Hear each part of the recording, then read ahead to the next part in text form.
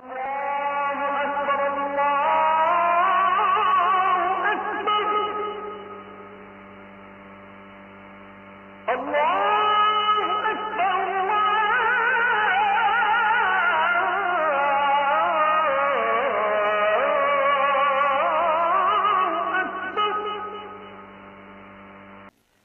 আল্লাহর ইব্রাহিম, এটা আল্লাহর উৎসর্গ করা, শিশুকালে উৎসর্গ করা, এটা দুনিয়ার কারণ না। ঠিক না বে ঠিক?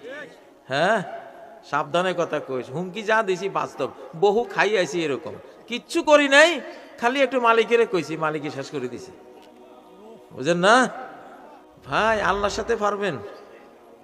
এখন যারা বাংলাদেশে কোরআনের রাজনীতিরে মৌলবাদ কয়, জঙ্গিবাদ, সন্ত্রাস এই প্রচার করতেছে, এগুলির তো এমনি মানুষ ঘৃণা করে। আরো যখন কয় ইসলাম সন্ত্রাস, ঘৃণার মাত্রা 50 থেকে আরো 100% তো মানুষ তুই যেটা কইস কারণ এইটাই করবো এখন। ঠিক না বে ঠিক? ঠিক না বে ঠিক? এই হলো অবস্থা ভাই। আল্লাহর সামনে দাঁড়াইস না কেউ, বাংলাদেশের মুসলমান ভাইয়েরা দাঁড়াইস না কেউ। আর আমা করে নিয়ে আলেম ওলামা নিয়ে পারাপারি করিস না। আলেমের গায়ে হাত দিয়ে হাসিনা শেষ, রাজা গণেশ শেষ, রাজা গৌর গোবিন্দ শেষ, কমে নূহ শেষ, কমে ফেরাউন শেষ, সাদ্দাদ শেষ, নমরুদ শেষ। কোনটা রইছে? ইসলাম কয় আমি হলাম এমন এক মহাকাশের চেয়েও শক্তিশালী জিনিস, যেটা আমার মধ্যে মাথা দিয়ে গুতা মারছে, ওর মাথা ভাঙ্গে দিছি, আমি ঠিক আছে। ঠিক না? ইসলামের লগে ঠুসাঠুসি করিস না, মাথা থাকতো না একটারও। ঠিক না ঠিক? গোমূত্রের ফোকা যদি হস, কি গোমূত্রের ফোকা তো ভালো, এ তো জাহান্নামে যাইতো না, তুই তো গোমূত্রের ফোকেছেও খারাপ। উলাইকা হুম শাররুল বারিয়াহ, যেগুলি শিরিক করে, শিরিকওয়ালাদের পছন্দ করে, শিরিকওয়ালাদের দলভুক্ত হয়, আমার গোটা মহাবিশ্বে এদের মতো নিকৃষ্ট সৃষ্টি আর নাই। গোবরের পোকা তো জাহান্নামে যাইতো না, তুই তো মানুষের ফোলা হয় চিরকালের জাহান্নামে, তোরে থাকতে হবে, তো চেহারা হয়ে যাবে তখন বানর শুকর, কি মানবিক কোনো ছবি তো থাকতো না, জাহান্নামীদের কোনো মানুষের আকৃতি থাকতো না। হযরত ইব্রাহিম আলাইহিস সালাম যখন তার মূর্তি পূজারী বাবার জন্য দোয়া করছিলেন, কিয়ামতের ময়দানে দোয়া করবেন, আবি আবি, আমার বাবা, আল্লাহ আমার বাবার জন্য আমি মাপ চাই। তখন আল্লাহ কইবে তুমি তো তোমার বাবার জন্য দোয়া করতেছো, আচ্ছা। আল্লাহ তার বাবারে সারা গায়ে পায়খানা মাখা একটা হায়না বানাইয়া হযরত ইব্রাহিমের পায়ের তলে, ইযা হুয়া বিযিখিন মুতালাত্তিখিন, সহিহ বুখারী কিতাবুত তাফসীরের হাদিস, দেখবো যে আরে একটা হায়না সারা গায়ে পায়খানা মাখা, এটা হলো আজর। যখন ওনারা ফেরেশতারা হলো, এ আপনি যার জন্য দোয়া করেন সেই তো এই আস্তাগফিরুল্লাহ, এই শয়তানের জন্য দোয়া করবো, খবিস।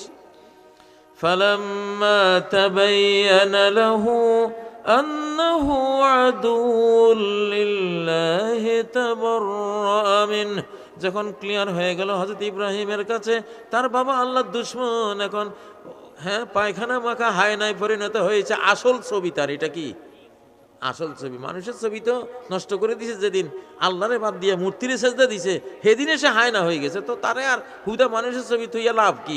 আসল ছবিটা দিয়ে দেই।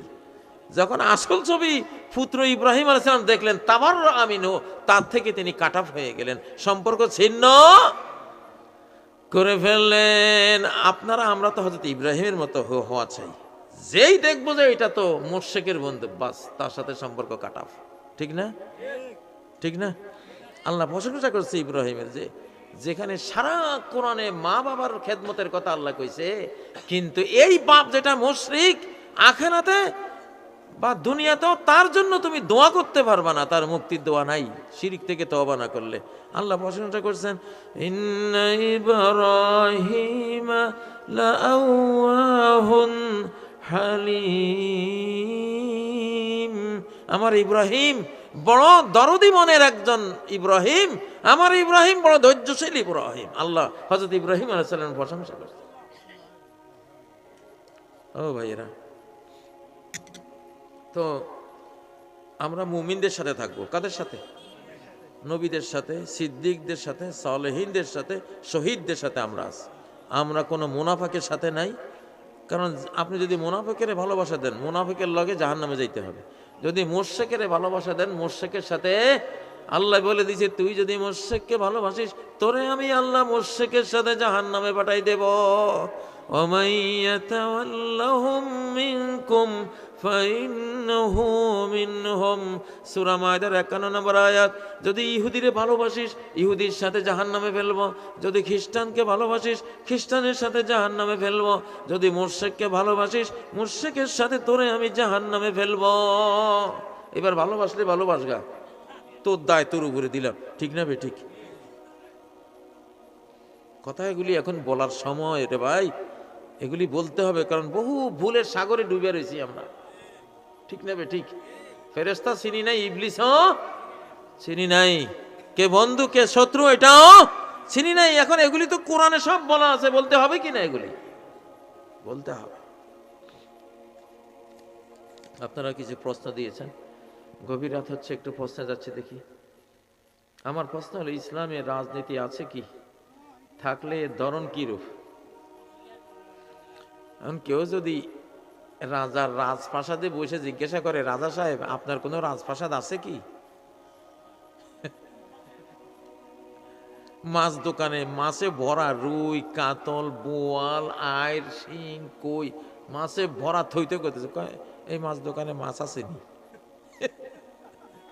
এই লোকের মাছ খাওয়াই দিয়ে বুঝাইতে হইব, নয়তো বুঝতে নাই, দেখে বুঝে না।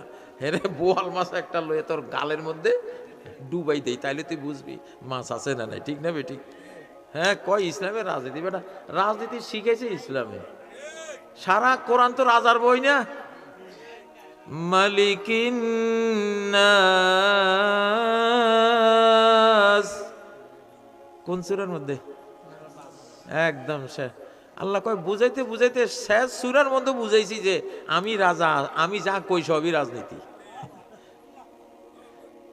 হ্যাঁ, কুল আউযু বিরাব্বিন নাস মালিকিন নাস, মালিকিন নাস, মানুষের তুমি শাহানশাহ, মানুষের তুমি সম্রাট, মানুষের তুমি রাজা।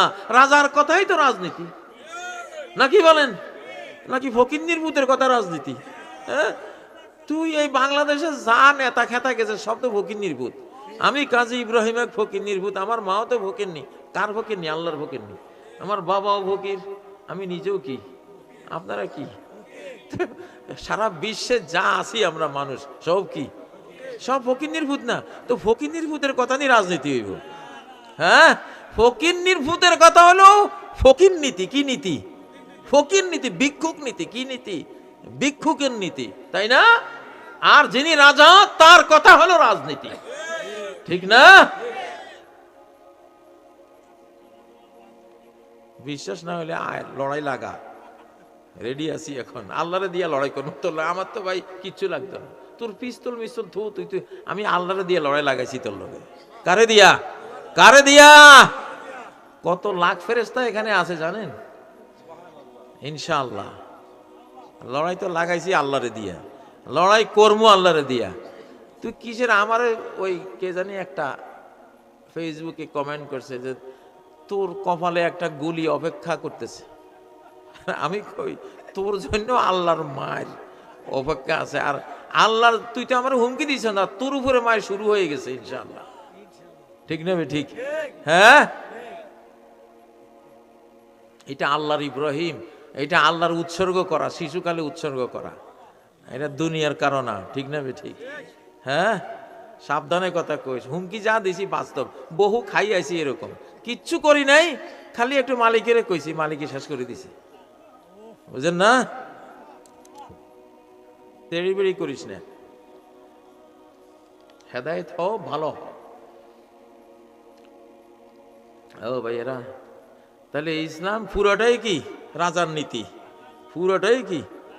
114 সূরা কার? রাজার না ফকিরের? রাজার। তাহলে 114 সূরা সবই রাজনীতি। কোনটা দুনিয়ার রাজনীতি, কোনটা কবরের রাজনীতি, কোনটা আখিরাতের রাজনীতি, কোনটা জান্নাতের রাজনীতি, কোনটা জাহান্নামের রাজনীতি। জাহান্নাম নামক জেল, এটা কি ফকিন্নির ভূতে থাকে না রাজার? রাজারে তো জেল থাকে। প্রজা যেগুলি অবৈধ তোগো মতো মোনাফেক গোবরের পোকা, সেগুলির জন্য গোবরের খাত রেডি রাখছে আল্লাহ তাআলা। গোবরের ভাড়া কয় না, এগুলি কিনা আপনারা গরুর গোবর ফেলেন যে খাদের মধ্যে, এটার কি কন? টাল নাকি গোবরের গর্ত? তো জাহান্নাম তো গোবরের গর্তই, ঠিক না? নাপাকের গর্ত, যেগুলি গোবরের পোকা হবে ওইখানে ফেলে দেবে আল্লাহ তাআলা।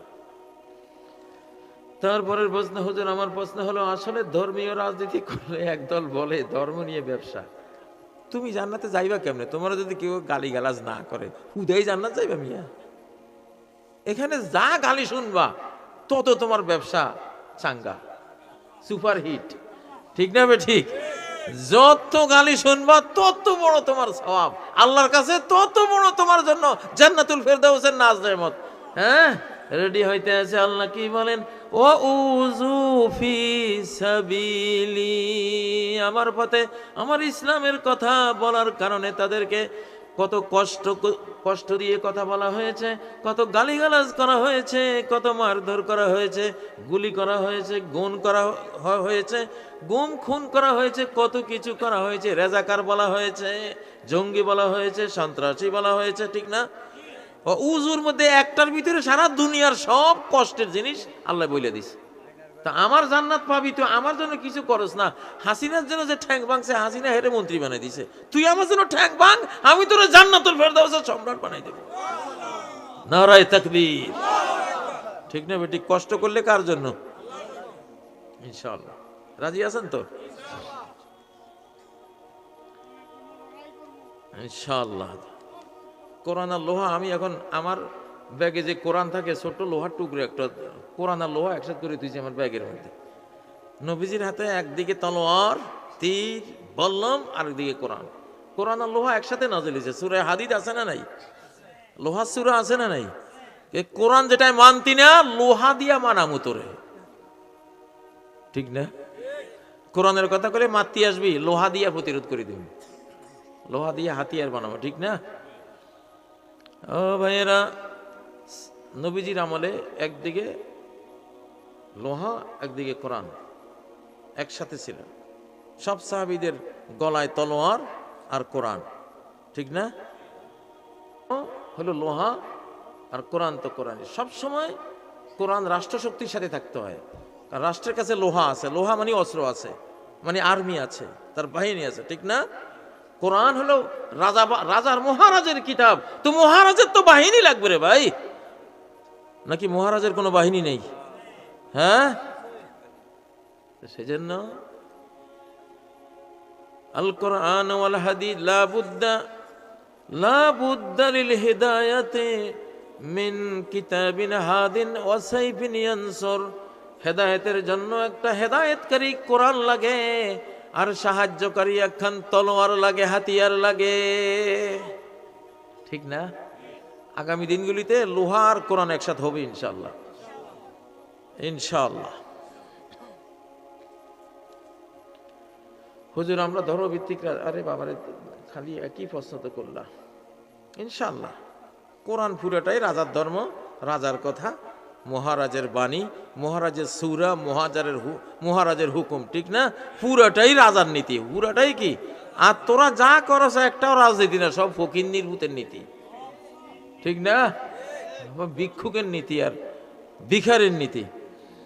হ্যাঁ, লজ্জা লাগে না মিয়া? ফকির নির্ভূত হইয়া তোর রাজনীতির কথা বলছ, কিসের রাজনীতি করিস তুই? তুই যখন রাজার কথা বলবি তখন তোর এটা রাজনীতি হইলো, ঠিক না?